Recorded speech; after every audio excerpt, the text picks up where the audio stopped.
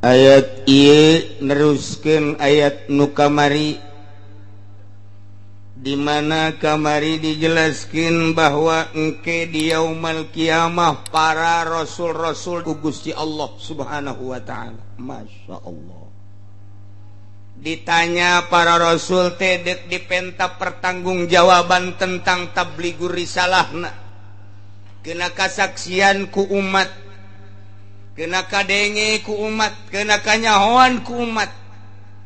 Maksudna hendak mengecek mana umat iman ka rasulna di masing-masing zamanna, jeung mana umat anu teu iman bahkan ngalawan ka rasul-rasulna. Maka rasul dipanggil ku Gusti Allah di BAP, ditanya soal nyampaikeun risalahna. Masya Allah.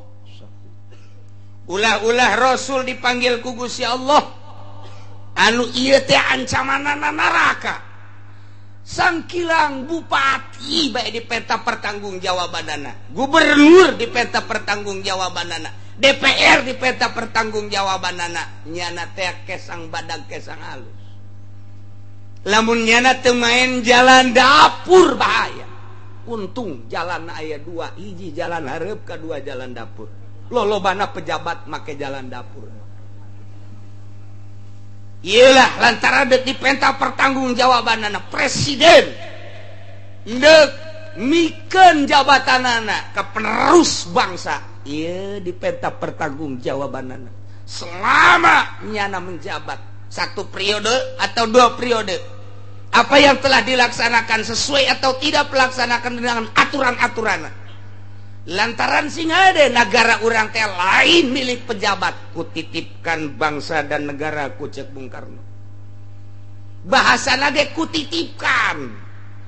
Bener sia nyekal titipanana aman, teu bener sia di dunia bisa aman lantaran bisa jalan dapur, tapi tidak ada yang bisa aman di Mahkamah Agung Rabbul Jalil di hadapan Allah Subhanahu wa taala. Bakal disaksian ku urang bagaimanakah Bung Karno dulu, dan bagaimanakah Soeharto dulu, dan bagaimanakah Gus Dur, bagaimanakah Megawati, termasuk orang yang kecil Habibie.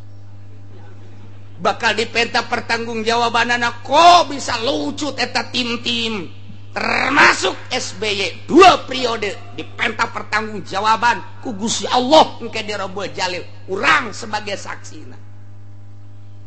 Muncul coba saksi lu pernah di presidenan ku SBY, coba dia. Wah kabeh berdesak-desak, berdesak-desakan, saya saksi. Kumaha sia ieu waktu presiden SBY jadi presiden teh bensin kumaha. Dan lain sebagainya, buruh ditanya, petani ditanya, pedagang ditanya, kabeh ditanya. Di dunia mah bisa lulus di MK, di dunia mah bisa lulus di KPK, di dunia mah bisa lulus di berbagai kendala lantaran bisa jalan dapur. Di hadapan Allah malaikat batu bisa disogok lantaran malaikat batu beuki dahar. Teu beuki dahar jeung make nyogok make naon atuh malaikat teh dibere awewe aing mah teu hayang cek malaikat. Teu hayang emang polisi asal dibere awewe we haji bae irungna beukah. Wah, ini makanan gua. Teta. Iki Rasul tadi dipanggil ku Gusti Allah. Ndek ditanya soal tabligur risalahna sesuai atawa henteu.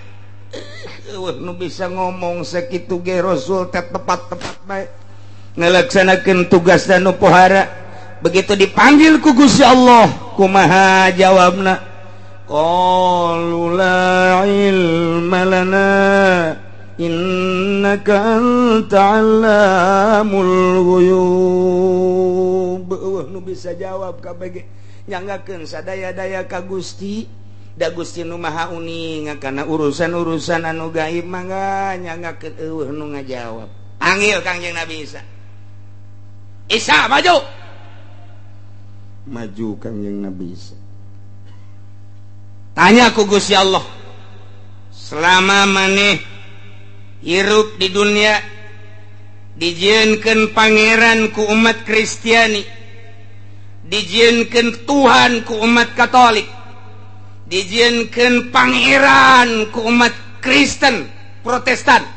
Nah ieu maneh teh nitah ka umat bahwa maneh teh pangeran, nyangakeun sadaya-daya Gusti ka Gusti. Gusti nu maha uninga, abdi beusi kacaletot ngomong Gusti. Rempan abdi lantaran ieu teh seuneu di sakelilingna salah seren neraka. Teu mamrih eta rasul, teu mamrih eta nabi, teu mamrih eta wali, teu mamrih eta kiai komo kiai sekupi. Wah, geus seren tah geus. Atuh komo lurahna tah geus. Oh, geus tah moto kodimin ka nerakana ge tah mah. Hese, geus ieu mah bahka mah anu luar biasa ieu. Ngegeter kabeh ge neraka berhadapan jeung kenyataan ieu. Mantap Kang yang Nabi Isa ge nyarieta. Ilmalana innaka anta alamul ghuyub. Gusti nyangakeun sadaya-daya mangga ada aya catetanana Gusti. Tanya Rokib, tanya Atib. Mangga abdi mangis teu bisa nyarita beusi kacaletot. Isa idz qala Allah waktu nyarita Gusti Allah ka Kangjeng Nabi Isa, maksudna didongengkeun bakal ieu teh padahal mah engke di akhirat didongengkeun nu bakal terjadi di akhirat ka urang supaya umat-umat Katolik, Kristen, Protestan termasuk umat nu lain nyahoeun kajadian-kajadian nu bakal ditanyakeun jaga di yaumul kiamah. Masya Allah, dibacana kuari dimensi pikiran urang ka alam akhirat, alam hisab, alam mahsyar. Ieu teh keur dicaritakeun di alam mahsyar, urang bakal nyaksian. Dicaritakeun ku ari abeh nyaeun tateta. Bangsa Katolik, Protestan, Kristen di samping eta supaya umat-umat nu lain ge nyaeun Kanjeng Nabi Isa bakal dipanggil ku Gusti Allah, bakal ditanya jeung dicaritakeun keistimewaan Kanjeng Nabi Isa. Padahal Kanjeng Nabi Isa lain pangeran. Iyalah dicaritakeun ku ari kurang, padahal mah ieu nyaritakeun jaga nu bakal terjadi di yaumul qiyamah. Untung urang ngaji alhamdulillahirabbil.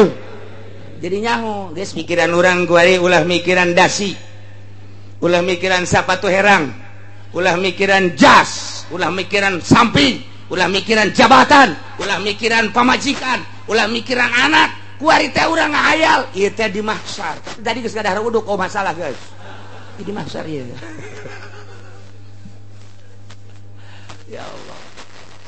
Direnung toriko mah alam teh mulyana Baitullah, mulyana para malaikat termasuk malaikat Jibril. Kemudian direnung deui ku para waliullah mah Baitul Maqdis, direnung deui neraka, direnung deui surga, direnung deui mizan, direnung deui jembatan Shiratal Mustaqim, direnung deui ketika orang di BAP. Renungan-renungan etalah anu membuat dorongan ka batin seseorang nu ngerenung supaya bangkit semangat ibadah ka Gusti Allah Subhanahu wa ta'ala. Mun teu direnung urang kos urang kieu bae. Geus urang mah atuh kuari mah ngadengekeun renungan-renungan para wali-wali Allah anu geus jadi nya nama dekeutna jeung Gusti Allah teh. Renungan manehanana ku urang dibaca oh kitu. Januturkeun mah hese aya qanaahan, aya zuhudan, aya uzlahan. Kemudian ku urang teh tadi deuleu merenung ka zuhudna para wali, qanaahna para wali, tawakalna para wali. Beuh, hese jasa.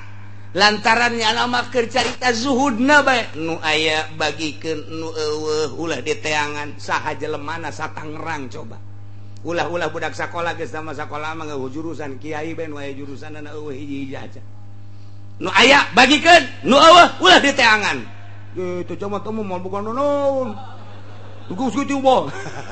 Eta orang Cisoka tong ngomong bukan naon tugas kitu mah.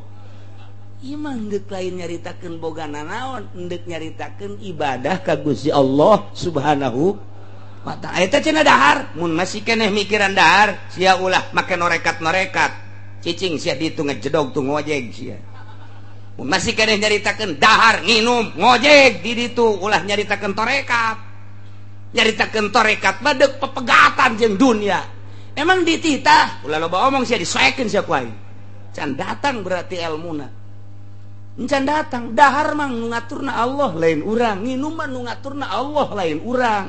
Urang mah dititahna ge ibadah ka Gusti Allah. Cak Gusti Allah laksanakeun hak sia ibadah ka aing. Urusan rezeki aing nu ngatur, ulah sok bilu-bilu urusan aing. Sia mah aing urusan aing ku sia dipilu-pilu, aing urusan sia teu dilaksanakeun. Tolol sia.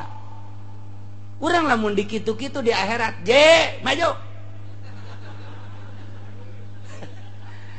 Geus rarasaan teh rarasaan aing neraka. Geus boga nya ge rarasaan asana. Sabaraha taun je hirup di dunia? 60. Pake naon? Lolobana hirup di dunia? Dagang. Hasil dagangna pake meuli sawah. Hasil sawahna pake kawin ka karaon.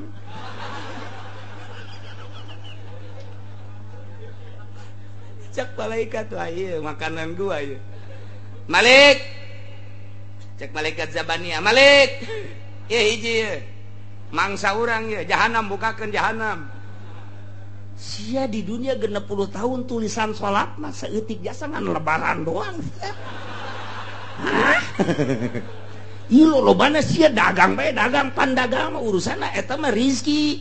Urusan rezeki mah pan Gusti nu Allah nu ngatur. Cak Gusti Allah ge rezeki mah aing nu ngatur. Wa ma min dabatin fil ardi illa Allahi rizquha. Teu setiap nu kumalangang di dunia boro-boro jelema cacing. Allah nu ngarizkian. Tuma Allah nu ngarizkian. Sia geus ikut campur urusan Allah, ai urusan sia salat sagala puasa henteu.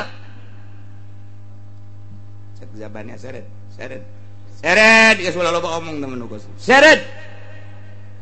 Diseret cek pemajikan ke haji dadah cek haji sial dadah sia gege makalna di BAP ya sia. Aduh da eta urang lamun inget kadinya Masya Allah endeu kumaha nu mantak direnung ieu keur cai renungan para wali teh ngarenung mun aing di BAP disaksian ku manusia triliunan ke nu nga BAP na malaikat perintah Gusti Allah salah neraka beuh ieu aing hirup coba eta hana sugih henteu kadaan lamun sugih onaman cara batur seubeuh di dunia pan aing mah nya capek mamanggul waluku nya capek nutur-nutur buntut kebo nya capek aing dahar ge nganjeng lauk asin bae. Di akhirat dia kos kieu eta renungkeun ku urang salamet moal aing sih. Masya Allah lamun urang ngarenung ka dinya ketika urang ditanya sia sok ngaji kan ka Cilongok sok make motor naon Scoopy menang ti mana ngridit teu nya hos yang ngridit haram mun urang ngarenung ka dinya Gusti Allah meureun cilaka geus lah Scoopy jual ngridit nu gede deui. Ya Allah, ilah renungan-renungan jadi urang teh ditangger renung alam dunia, renungkeun ku urang nu amal bakal kabawa ka alam akhirat renungkeun ku urang eta teh tafakur teh ngaranna. Tafakur jeung muraqabah diaturlah ku ahli-ahlina yakni para wali-wali Allah jalan untuk usul ke Gusti Allah 3 hiji tafakur 2 muraqabah 3 zikir. Zikir mah tama jangan benturan nafsu-nafsu urang. Zikir mah jangan benturan dong. La ilaha illallah perjalananana anu kudu dilaksanakeun ku urang. Zuhudna, qanaahna, tawakalna dan lain sebagainya. Ai sakadar zikir doang mah zikir. Watuh urang ge aing ngariung ka dulu cau ambuna gede panjang zikirna. Mun cau nu laleutik teh cau naon kana? 11. Zikirna 11 bae cau ge laleutik ieu mah. Eta zikir urang. Tapi masalah emang datang kadinya tuh terus bae ngan ieu keur carita jelema nu murni, jelema anu berpangkat insan kamil, anu lurus ka Gusti Allah tanpa pernah melirik sebelah mata ka dunia, tanpa melirik kana jabatan, tanpa melirik kana tahta. Hiji Allah